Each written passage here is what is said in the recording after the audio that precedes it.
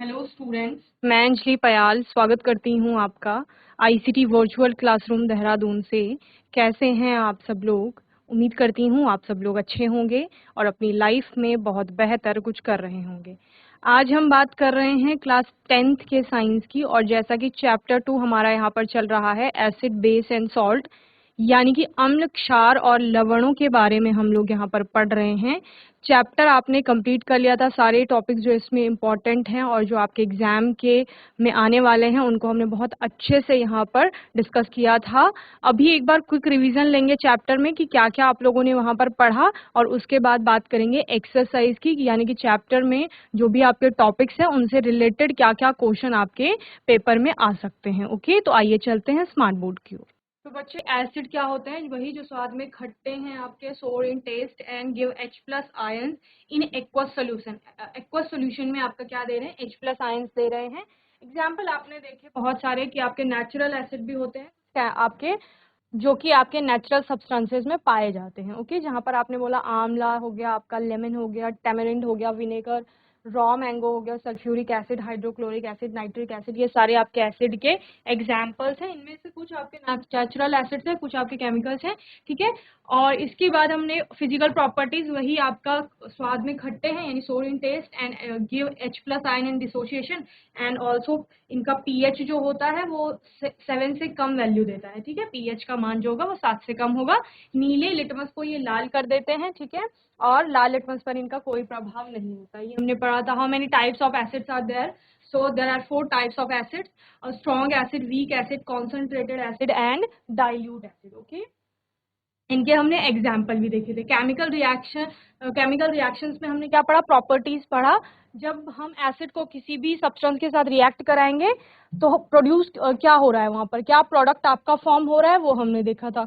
Metal के साथ react कराते हैं तो मेटल का सॉल्ट बनता है, प्लस हाइड्रोजन गैस आपकी वहां पर प्रोड्यूस होती है। ओके, और क्या पढ़ा था इसके अलावा आपने? Reaction with metal carbonate and metal hydrogen carbonate. Okay, अगर धातु का कार्बोनेट लिया जाएगा या धातु का हाइड्रोजन कार्बोनेट, बाई कार्बोनेट भी जिसे आप कहते हैं, अगर उसके साथ एसिड को रिएक्ट करवाया जाएगा तो आप क्या क्या बनेगा बच्चे? क्योंकि कार्बोनेट आपके पास रिएक्टेंट में है तो कार्बन डाइऑक्साइड आपकी प्रोड्यूस होगी प्रोडक्ट में। ठीक है, CO2 आपका बनते हुए देखिए। इसके अतिरिक्त आपका NaCl, जैसे कि एग्जाम्पल में दिया गया है, ये क्या है? ये धातु का एक सॉल्ट है। Other than this water is also formed. Okay, इसके अलावा आपका वाटर भी यहाँ पर फॉर्म होगा।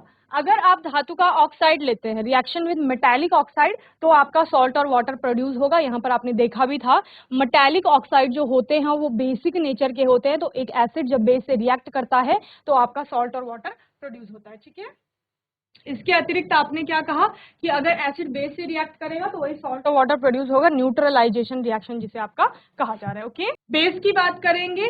पंजेंट इन टेस्ट और बिटर आप कह सकते हैं, यानी कड़वे, कसेले, तीखे होते हैं स्वाद में। Give OH negative ion in dissociation, जब इनका एक्वस सॉल्यूशन में डिसोसिएशन होता है या किसी आपका बेस को पानी में जैसे जलीय विलयन में डाला जाएगा या जल में डाला जाएगा तो वो OH निगेटिव देता है वहां पर। ठीक है, इसके अलावा आपने क्या कहा? बहुत सारे एग्जाम्पल है, NaOH हो गया, KOH हो गया। इसके अलावा आपने कैल्शियम हाइड्रोक्साइड की बात की थी। फिजिकल प्रॉपर्टीज में 2 पॉइंट तो आपने पहले क्लियर कर लिया। इसके अलावा क्या होता है? पीएच का मान जो इसका होता है वो 7 से अधिक होता है। ओके, और ये लाल लिटमस को नीला करता है, नीले पर इसका कोई प्रभाव हमें देखने को नहीं मिलता। केमिकल प्रॉपर्टीज, इसको हमने नॉन मेटालिक ऑक्साइड के साथ रिएक्ट कराया था, तो नॉन मेटालिक ऑक्साइड चूंकि एसिडिक नेचर के होते हैं तो सॉल्ट और वाटर यहाँ पर फॉर्म होता है। ठीक है, other than this also react with acid, base आपका एसिड से रिएक्ट करेगा, सेम वही वाली रिएक्शन है आपकी न्यूट्रलाइजेशन रिएक्शन, जहां पर आपका सॉल्ट और वाटर प्रोड्यूस होगा। ठीक है, सारा हम पढ़ चुके हैं। इसके अलावा कुछ एग्जाम्पल देखे थे, यानी कहाँ कहाँ से कौन से सोर्सेज हैं जहां से कोई एसिड आपको मिल रहा है, या फिर आप क्या कहते हैं कि किस चीज में आपका कौन सा एसिड प्रेजेंट होता है। ओके, जैसे एप्पल की बात करते हैं तो उसमें आपका मैलिक एसिड प्रेजेंट होता है, लेमन की बात करते हैं citric acid, tomato oxalic acid, vinegar आपका एसिटिक एसिड होता है, कर्ड में लैक्टिक एसिड होता है। स्टमक जूस यानी कि जब डाइजेस्टिव सिस्टम हमारा वर्क करता है वहां पे डाइजेशन के लिए आप क्या बोलते हो कि यहाँ पर आपका एक एसिड हेल्प करता है डाइजेशन में, जो कि आपका कौन सा होता है HCl यानी हाइड्रोक्लोरिक एसिड। एंड तो बी स्टिंग में आप क्या कहते हैं कि यहाँ पर यानी चींटी का जो डंक होता है या मधुमक्खी का जो डंक होता है उसमें आपका फॉर्मिक एसिड प्रेजेंट होता है। उसी के कारण क्या होता है, जब वो हमारी जैसे हमें कहीं पर काट लिया, सपोज हमारे हाथ पे चींटी ने काट लिया है, तो वो क्या करेगा, वो हमारी स्किन में एसिड को इंजेक्ट करता है, ठीक है, यानी वहां पर एसिड को यानी अम्ल को छोड़ेगा, और उसके कारण क्या हो जाता है, उस हमारी स्किन के उस पार्ट में जहां पर उसने काटा है वहां पर रेडनेस आ जाती है, स्वेलिंग हो सकती है, इचिंग हो सकती है, इरिटेशन हो सकती है किसी भी टाइप की। ओके, तो वो किसके कारण हो रहा है, due to presence of formic acid. Okay, formic acid वहां पर उपस्थित है, उसके कारण ये होता है। इसके अलावा सॉल्ट की बात की थी, तो ये सॉल्ट क्या था, वही जो आपने कहा, जब एसिड आपका बेस के साथ रिएक्ट करेगा, बेस आपका एसिड के साथ रिएक्ट करेगा, तो वाटर के अलावा, ठीक है, अदर देन वाटर एक और प्रोडक्ट आपका वहां पर फॉर्म्ड होता है, और उसी प्रोडक्ट को आप क्या कहते हो, सॉल्ट कहते हो। ओके, सॉल्ट के अपने कुछ फिजिकल प्रॉपर्टीज है, भौतिक गुण है, जिनमें कि आप स्वाद की बात करेंगे, जो नमकीन होता है, जैसे आप नमक ले लीजिए, साधारण नमक जो आपके घरों में होता है, कॉमन सॉल्ट किचन में पाया जाता है जो, तो वो भी एक प्रकार का सॉल्ट है। ठीक है, आप क्या पढ़ते हैं कि NaCl उसका केमिकल फॉर्मूला होता है। ओके, तो ये आपका कॉमन सॉल्ट हो गया। स्वाद कैसा है उसका, नमकीन है।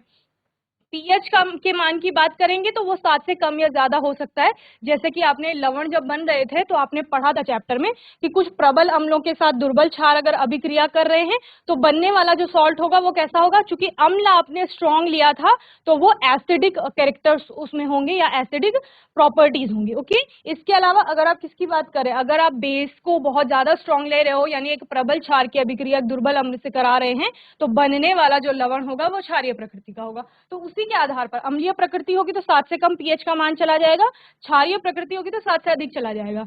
इसके अलावा क्या होगा, अगर न्यूट्रल आपका सॉल्ट है यानी उदासीन कोई लवण बन रहा है तो उसका मान 7 होता है। ठीक है, ये हमने पढ़ा था। इसके अलावा कॉमन सॉल्ट के बारे में कुछ के बारे में हमने बात की थी, जैसे कॉस्टिक सोडा होता है, फॉर्मूला केमिकल फॉर्मूला यानी रासायनिक सूत्र जो उसका होता है NaOH होता है, रासायनिक नाम यानी कि केमिकल नेम होता है सोडियम हाइड्रोक्साइड। बनाया किस प्रकार जाता है, एक्वस सोल्यूशन लिया जाता है आपका NaCl का और उसमें करंट को पास कराया जाता है तो आपका NaOH फॉर्म होता है, साथ में क्लोरीन और हाइड्रोजन भी बनती है। ठीक है, इसके अलावा यूजेस आपने इसके देखे थे। ब्लीचिंग पाउडर की बात करेंगे, फॉर्मूला CaOCl2 जहां पर एक कैल्शियम एक ऑक्सीजन और 2 क्लोरीन के परमाणु हैं आपके।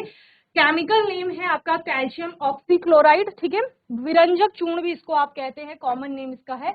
मेथड ऑफ प्रिपरेशन है, बुझा हुआ चूना लिया जाता है स्लेग लाइम और उसमें क्या किया जाता है, क्लोरीन को प्रवाहित किया जाता है जिससे आपका CaOCl2 बनता है, साथ में H2O भी बन रहा है। ठीक है, इसके भी बहुत सारे यूजेस हैं। ब्लीचिंग पाउडर तो आप डेली लाइफ में देखते हैं, घरों में भी आपके होगा।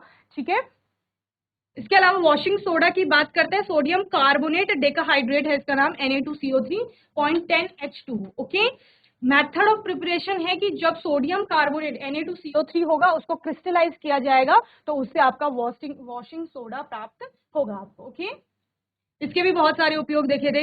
ईटिंग सोडा, खाने का सोडा या बेकिंग सोडा जिसे आप कहते हैं, NaHCO3, सोडियम बाइकार्बोनेट और सोडियम हाइड्रोजन कार्बोनेट इसे कहा जाता है। क्या है मेथड ऑफ प्रिपरेशन, यहाँ पर सोडियम क्लोराइड का अगेन एक्वा सोल्यूशन लिया जाएगा और उसमें कार्बन डाइऑक्साइड और अमोनिया को प्रवाहित किया जाएगा तो आपका NaHCO3 यानी सोडियम हाइड्रोजन कार्बोनेट बनता है।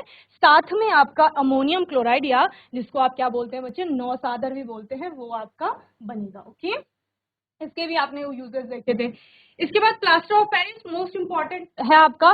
प्लास्टर ऑफ पेरिस जिसका उपयोग आपने पढ़ा था कि जैसे कभी फ्रैक्चर आ जाता है किसी के या फिर कुछ भी बोन्स में किसी भी प्रकार का अगर क्रैक आ गया है तो क्या करता है डॉक्टर, उसको सपोर्ट के लिए एक प्लास्टर देता है। ठीक है, तो वो प्लास्टर जो बना हुआ है ना, एक तो उसमें क्या है, एक तो उसमें पट्टी लगी होती है, उसके ऊपर क्या लगाया गया है, जो भी वो सोल्यूशन या घोल लगाया गया है वो आपका किसका है, प्लास्टर ऑफ पेरिस का है, POP भी जिसे कहा जाता है। CaSO4.12H2O इसका क्या है, केमिकल फॉर्मूला है, केमिकल नेम है इसका कैल्शियम सल्फेट हेमीहाइड्रेट। हेमी का मतलब होता है हाफ, तो H2O का मॉलिक्यूल हाफ होता है यहाँ पर। ठीक है, हाफ H2O लिया जाता है।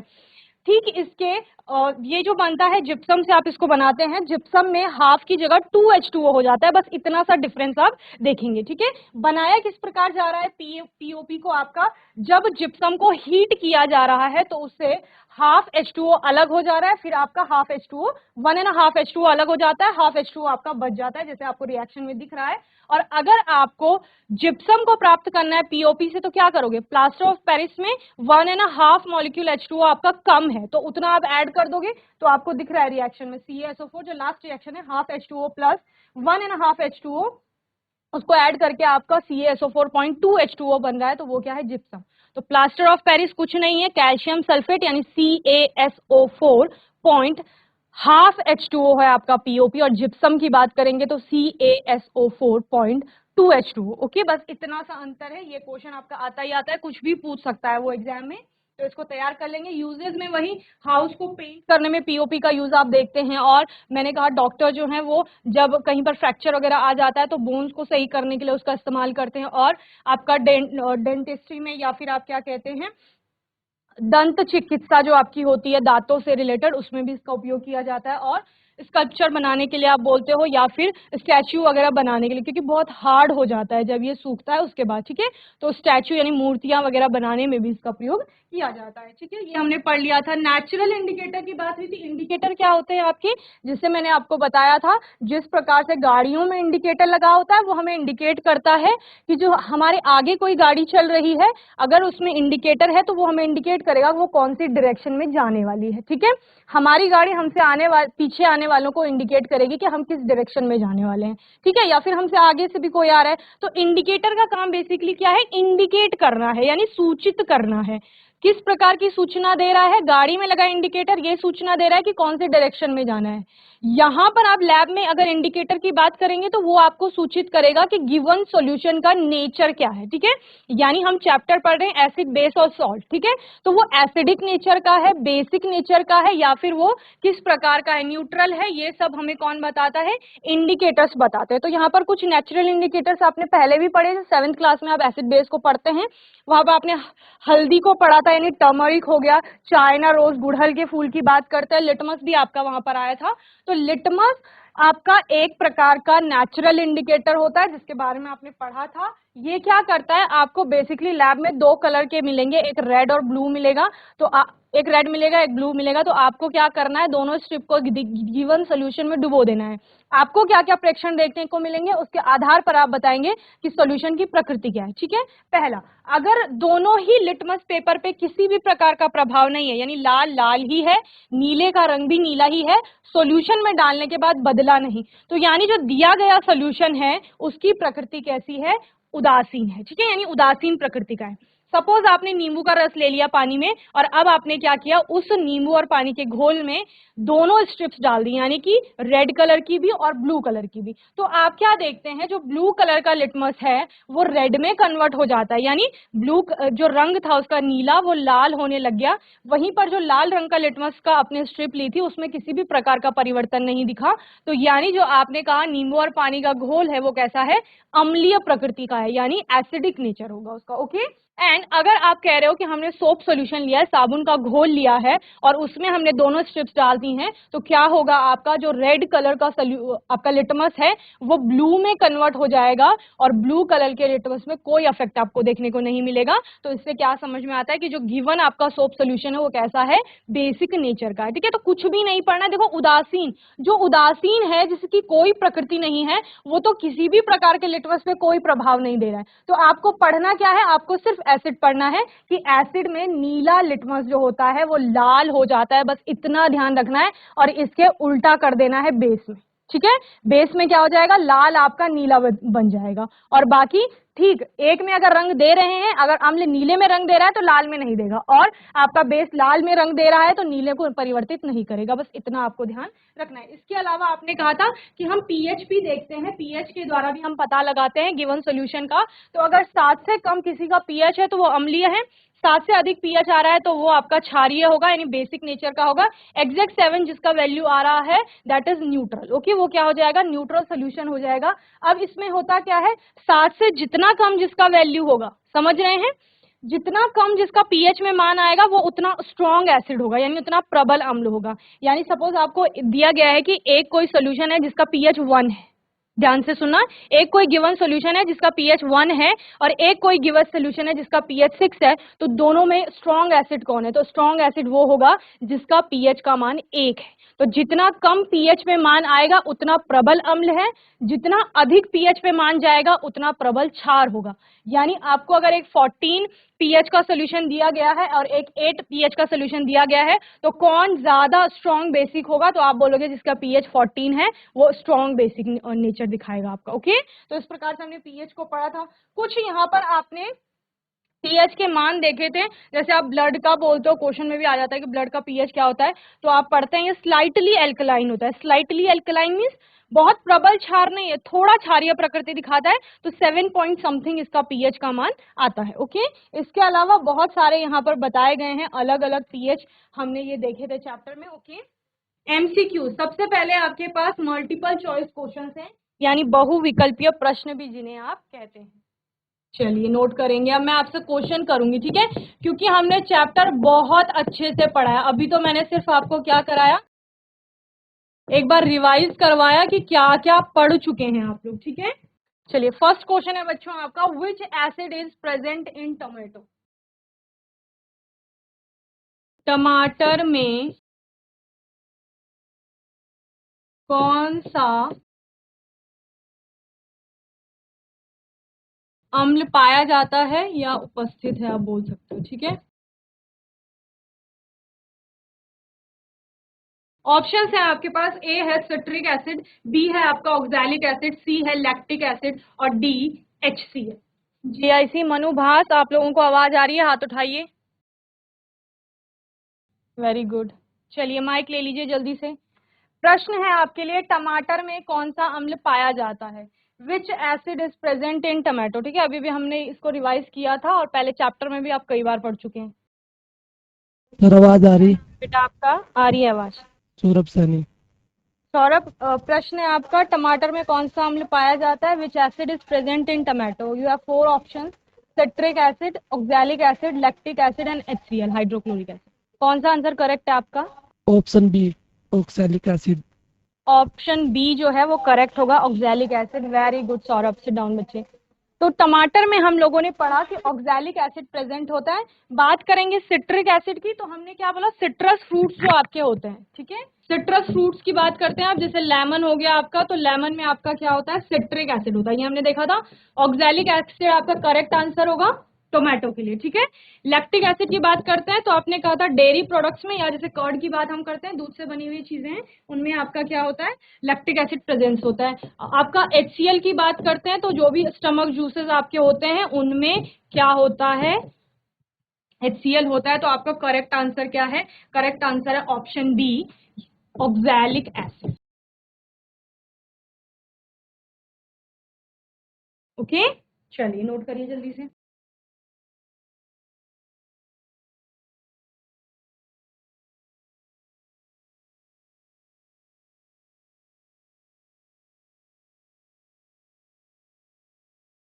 चलिए नेक्स्ट क्वेश्चन है, which of the following is a strong acid?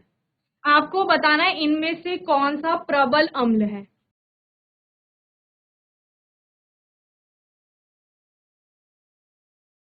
जल्दी से हैंड रेस करिए और माइक ले लीजिए जिसको आंसर करना है। निम्नलिखित में से कौन सा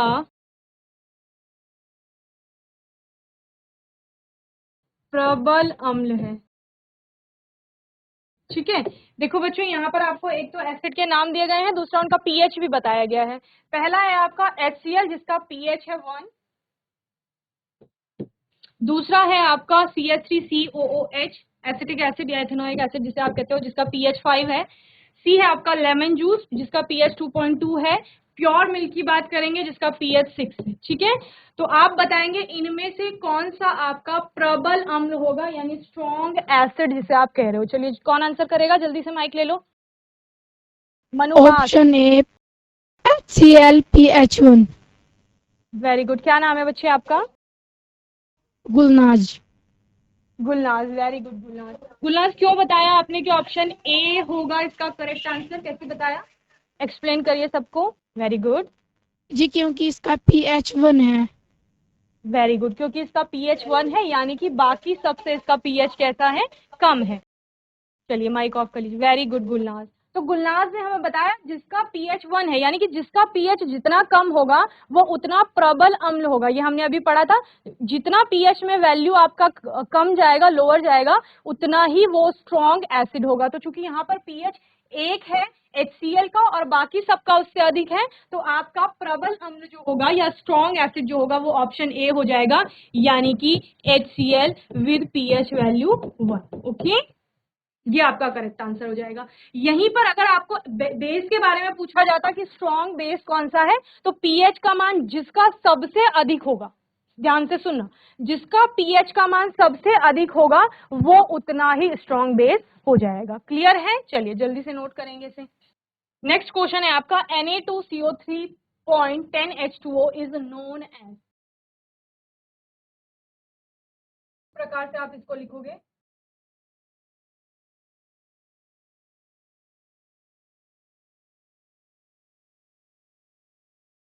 Na2CO3.10H2O जाना जाता है, किस नाम से जाना जाता है बताओ? ए है आपका बेकिंग सोडा, बी है बेकिंग पाउडर, सी है वॉशिंग सोडा, डी है आपका ब्लीचिंग पाउडर। GGIC किच्छा, क्या नाम है बेटा आपका? नरगिस। नरगिस। नरगिस बताइए, जो Na2CO3.10H2O है उसको आप किस नाम से जानते हैं? इज नोन एज, ऑप्शन कौन सा आपका करेक्ट होगा? Baking soda. Baking soda. Okay, और कोई आंसर करेगा? पुजार गांव, GIC पुजार गांव, कोई आंसर करेगा? Very good Nargis, seat down बच्चे। किसी और को माइक दे दो। क्या नाम है बच्चे? मैम विवेक। विवेक। विवेक कौन सा आंसर करेक्ट होगा? Ma'am C. C answer Washing correct soda। होगा, washing soda. Very good, sit down बच्चे। तो हमारे पास दो आंसर आए, ठीक है, एक नरगिस ने बताया, एक विवेक ने बताया, ठीक है। तो विवेक का जो आंसर है वो आपका करेक्ट होगा। बेकिंग सोडा और बेकिंग पाउडर आपने जो पढ़ा है वो क्या होता है? NaHCO3 होता है, ठीक है बच्चे, जिसको आप क्या बोलते हैं? सोडियम हाइड्रोजन कार्बोनेट या बाइकार्बोनेट भी इसको बोलते हैं, sodium bicarbonate. Okay, baking soda और बेकिंग पाउडर का फॉर्मूला एक ही होता है। वॉशिंग सोडा होता है आपका Na2CO3.10H2O, जिसको आप क्या कहते हैं बच्चे? इसी को आपका क्या कहा जाता है? Sodium carbonate